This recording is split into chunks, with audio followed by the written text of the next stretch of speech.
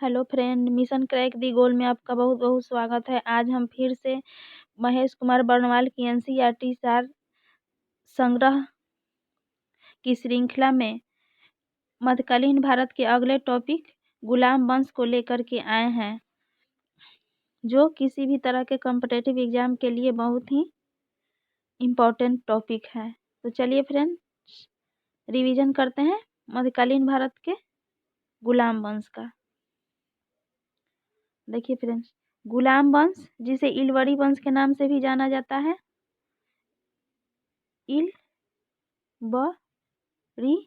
वंश, गुलाम वंश को इलबरी वंश के नाम से भी जाना जाता है। इसका जो टाइम पीरियड है वो है 1206 ईस्वी से 1290 ईस्वी तक।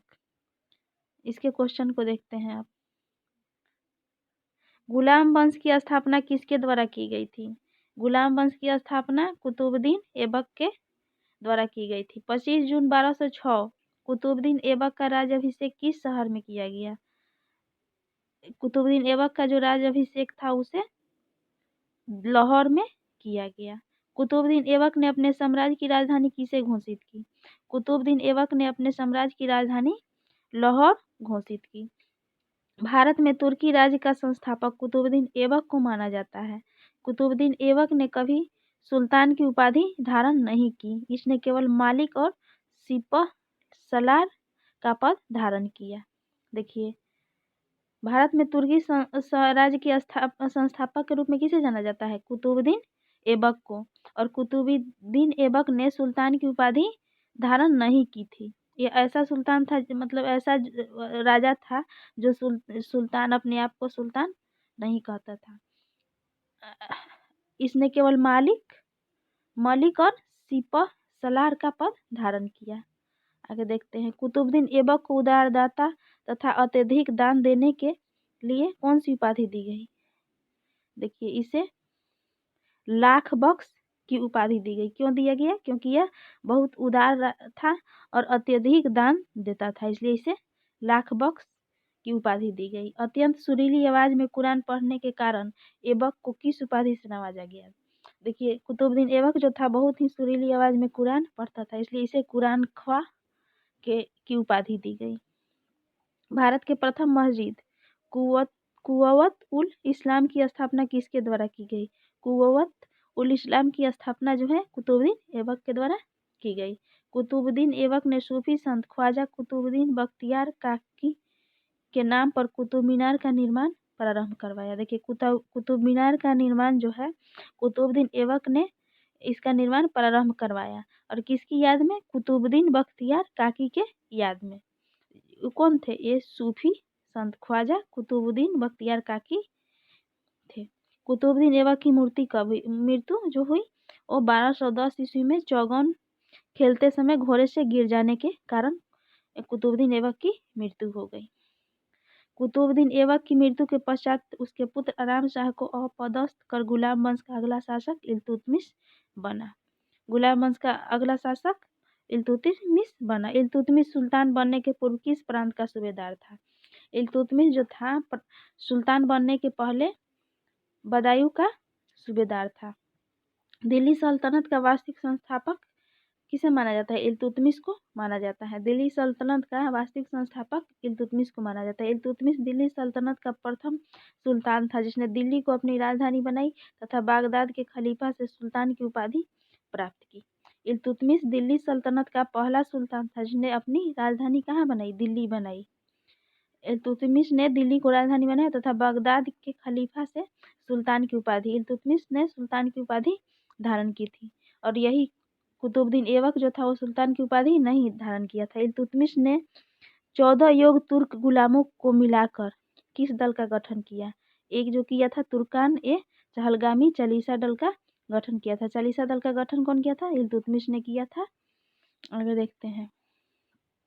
मंगोल आक्रमणकारी चंगेज खा भारत के उत्तर पश्चिम सीमा पर किसके शासनकाल में है? इल्तुतमिश के शासनकाल में मंगोल आक्रमणकारी चंगेज खान ने भारत के उत्तर पश्चिम सीमा पर आक्रमण किया। इल्तुतमिश ने भारत में इक्ता व्यवस्था प्रारंभ की। इक्ता व्यवस्था किसने प्रारंभ की भारत में? इल्तुतमिश ने। इक्ता एक अरबी शब्द है। इक्ता जो है अरबी शब्द है जिसका अर्थ होता है भूमि को लेने वाले इक्तेदार। भूमि को लेने वाले इक्तेदार कहलाते थे। भूमि को लेने वाले इक्तेदार कहलाते थे। आगे देखिए,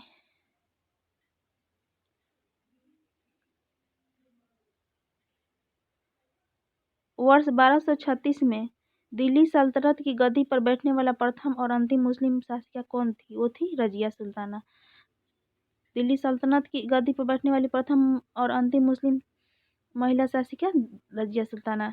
रजिया के सुल्तान बनने के पश्चात गुलाम याकूत को किस पद पर नियुक्त किया गया? इसे अमीर आखूर के पद पर नियुक्त किया गया, गुलाम आकूत को। रजिया सुल्ताना के विद्रोही अमीरों ने रजिया की हत्या करवाकर किसे दिल्ली सल्तनत की गद्दी पर बैठाया? बहराम शाह को। रजिया की हत्या विद्रोही अमीरों ने करवा दिया और बहराम शाह को दिल्ली सल्तनत की गद्दी पर बैठाया। बहराम शाह के कार्यकाल में नायाब मुमालिकत पद का सृजन किया गया जिसमें संपूर्ण अधिकार निहित होते थे। इस पद पर सर्वप्रथम एतगीन को नियुक्त किया गया। बहराम शाह के कार्यकाल में नायाब मुमालिकत पद का सृजन किया गया जिस पर संपूर्ण अधिकार निहित होते थे जिसमें जो संपूर्ण अधिकार निहित होते थे। इस पद के पर सर्वप्रथम एतगीन को नियुक्त किया गया। दिल्ली सल्तनत के किस शासक ने बलबन को नायाब ए मुमालिकत पद पर नियुक्त किया? इसे किया नसीरुद्दीन महमूद ने।